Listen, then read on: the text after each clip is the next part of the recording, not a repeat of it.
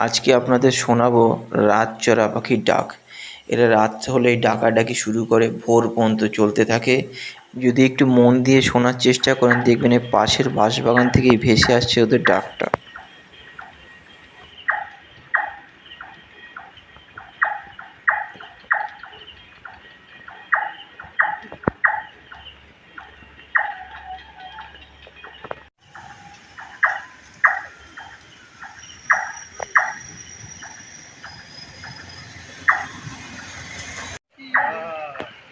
দু একজন যারা এই ভিডিওটা দেখবেন, অনেকেই ভাববেন যে কেমন ভিডিও, একটা অন্ধকার জগৎ।